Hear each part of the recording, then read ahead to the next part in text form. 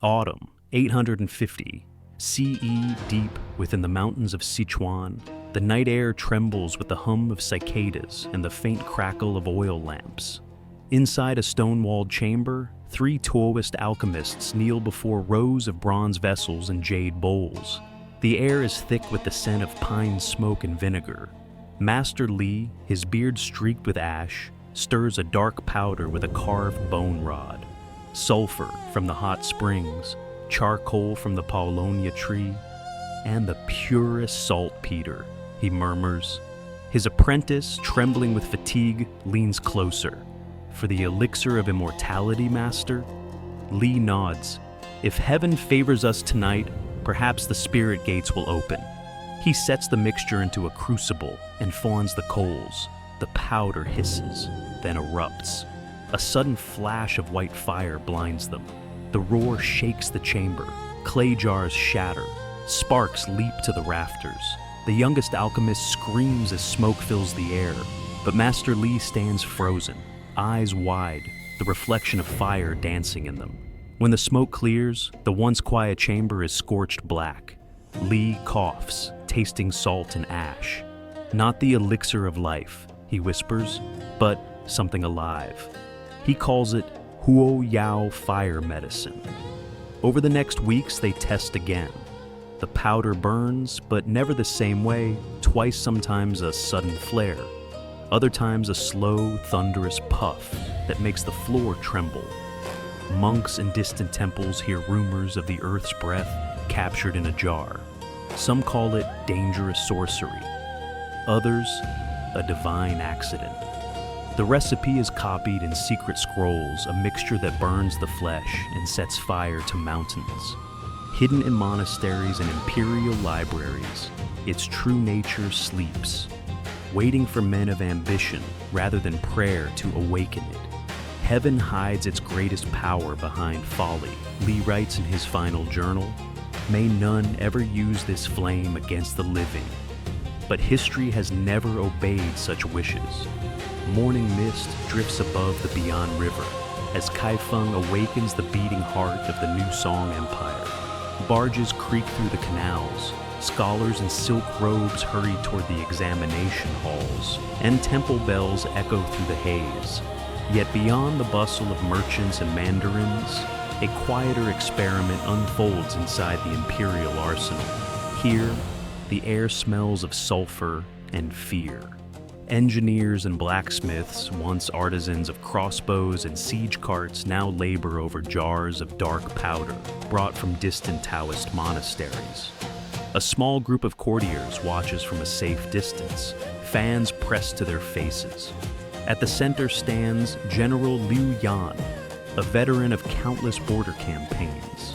He narrows his eyes at the trembling alchemist, presenting a new device, a bamboo tube sealed with wax and bound to a spear shaft. Another trick from the mountain monks? Liu scoffs. The emperor funds this nonsense while my men lack horses. The alchemist bows deeply. It is not magic, General. It is heaven's thunder in mortal hands. He lights the fuse. For a heartbeat silence. Then a roar like the breath of a dragon splits the courtyard. Fire bursts from the bamboo's mouth, spitting molten sparks that send armored guards stumbling backward. The smell of burnt oil and singed silk fills the air. When the smoke clears, Liu's smirk has vanished. His eyes lock on the charred spear, its tip glowing faintly red. Heaven's thunder, he mutters. Perhaps heaven has a sense of humor. Word spreads through the capital. Officials whisper about the fire medicine that breathes flame. Some demand it be destroyed, others see opportunity. The Ministry of War orders controlled trials, bamboo tubes used to launch small stones, arrows, even paper darts. Each test leaves witnesses shaken. In palace courtyards, scholars debate the invention's moral weight. A curiosity, one says. A weapon of demons, another claims. Yet the emperor's eyes glimmer with interest. He commands, if it roars like thunder, let it roar for the empire. By imperial decree, the powder of the alchemists becomes the powder of soldiers. Scrolls once locked in monasteries are now copied by military scribes. Across the empire, artisans experiment, bamboo becomes iron, and toys of fire become tools of war. Still, most generals dismiss it as a novel. No one yet imagines that this fire, once mocked as a scholar's folly, will one day turn cities to ash. Winter wind howls across the northern plains. The border garrisons of the Song Empire stand restless, their banners whipping beneath a steel-gray sky. Beyond the walls, riders of the Khitan Liao dynasty gather their horses armored, their arrows black as crows. For months they have tested the frontier, burning villages and vanishing into the mist. At Zhengding Fortress, a weary commander named Tian Hongjiang faces impossible odds. His troops are outnumbered, half-starved and afraid. Snow gathers in their beards as drums echo from the steppe. Yet, among the crates of dwindling supplies lies something new, bamboo tubes wrapped in oil-soaked cloth, each packed with a strange powder. Tian had seen it once, in Kaifeng, a court demonstration that made nobles laugh. But desperation breeds courage. He orders the powder sealed into hollow spears, and the ends stuffed with shards of porcelain and iron filings. "If this fails," he mutters, "heaven forgive us." As dawn breaks, the Khitan riders charge a black tide of hooves and iron. The air fills with the shriek of arrows. Then, along the fortress wall, Tian gives the signal. Dozens of soldiers lower their crude spears and ignite the fuses. What follows is chaos, a line of fire bursting from the battlements, each lance belching flame and smoke with a deafening roar. Horses rear and scream. The front line of Khitan cavalry scatters, blinded by sparks and burning pitch. To the defenders, it feels like holding the breath of a dragon. Men who moments ago trembled now shout in disbelief as the enemy falls back. "The fire lances work," cries one soldier. Another drops to his knees, convinced heaven itself fought beside them.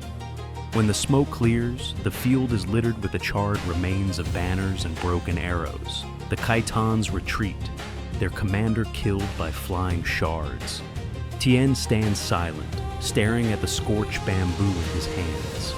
The wood has split from the heat, its tip glowing faintly, the first weapon in history to combine fire and fury. That night, as snow falls softly over the dead, the soldiers speak of fire spears that breathe the wrath of gods. Reports reach Kaifeng within days. Officials who once dismissed the alchemists' work now call for more. Workshops multiply. Artisans replace bamboo with bronze, then with iron. In secret arsenals, engineers sketch new designs. Erupting tubes, flying fire arrows, and thunder jars. The age of fire has begun, and it spreads faster than any emperor can control. The empire no longer whispers about fire, it commands it. By the reign of Emperor Renzong, Yaoxizi 21063 CE, the workshops of Kaifeng thunder day and night.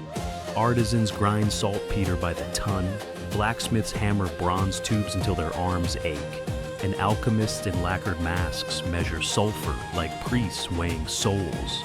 Inside the imperial arsenal, walls tremble with the testing of new inventions.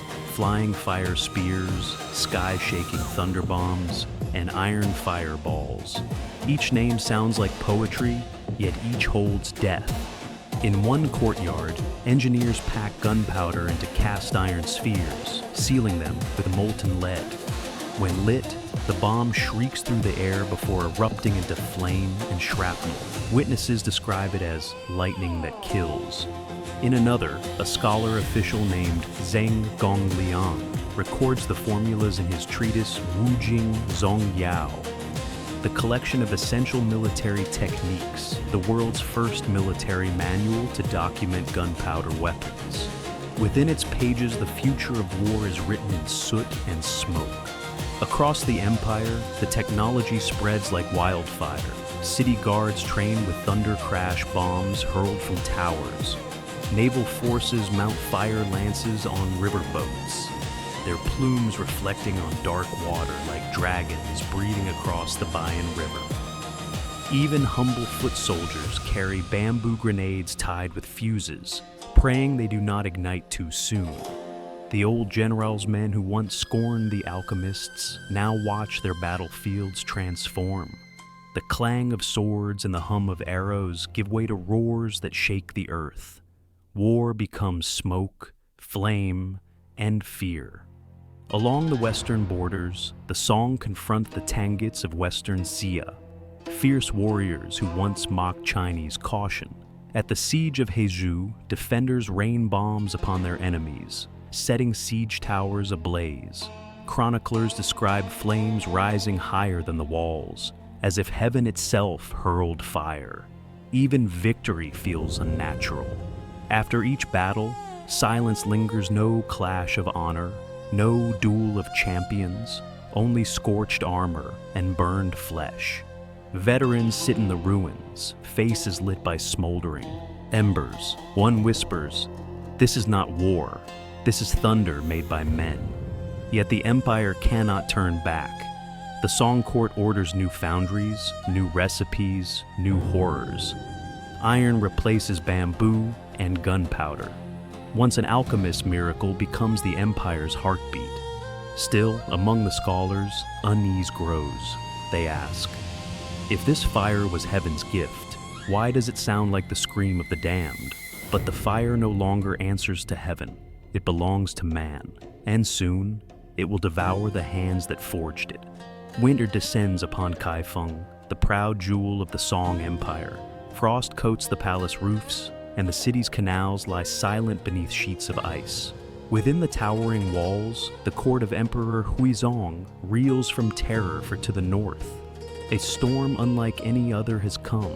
The Jurchen army, ruthless and relentless, advances like a tide of iron. Their siege towers roll forward under a gray sky.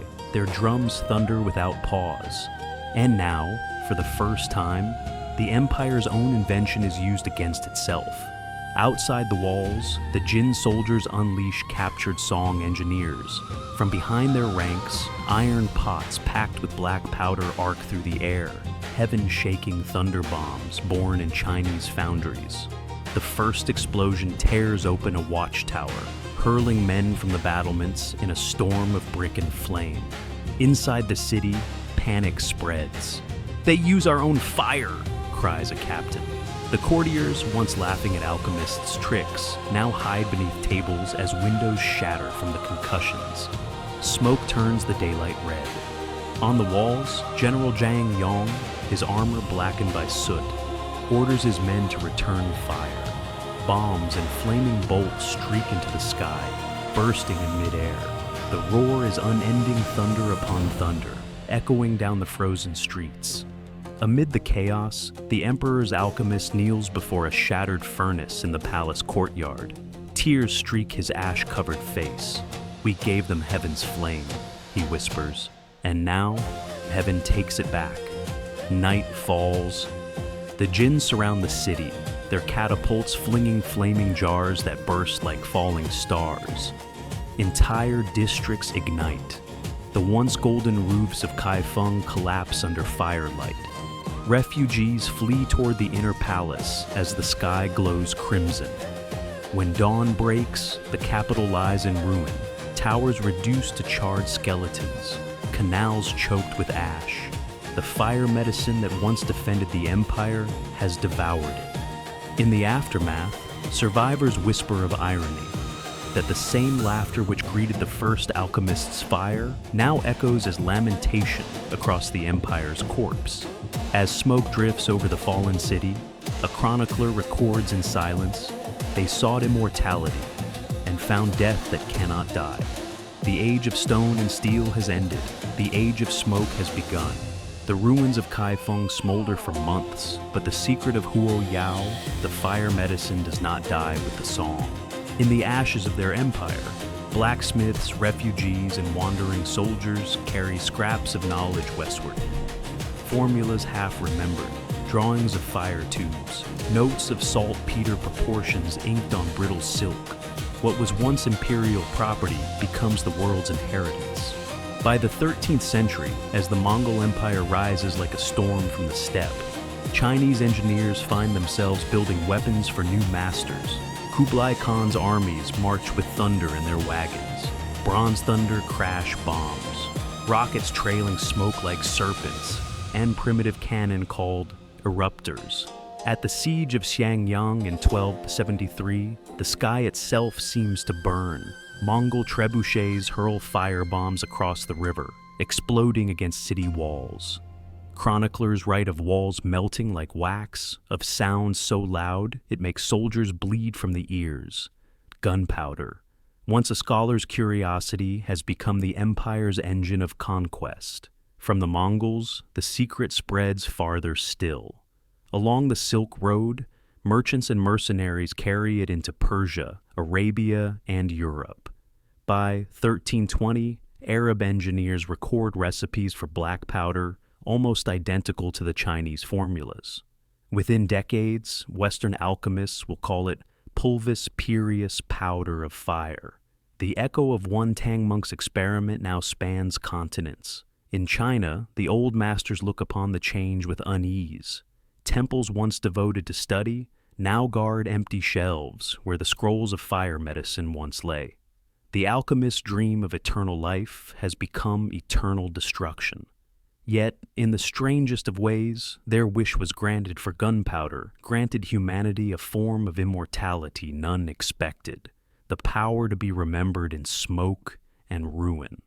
Centuries later, the descendants of those same alchemists will light fireworks during the Lunar New Year, explosions of color that mimic the old weapons of war. What once shattered cities now paints the sky with light. The flame has changed its purpose, but not its nature. In the end, the story of Chinese gunpowder is the story of humanity itself, the search for power, the dance between creation and destruction. From bamboo sparks in a mountain hut to cannons on castle walls, the fire of the alchemists burned through centuries, reshaping the destiny of the world. And though the men who first mixed sulfur, saltpeter, and charcoal sought to defeat death, they instead taught the world what it meant to wield it.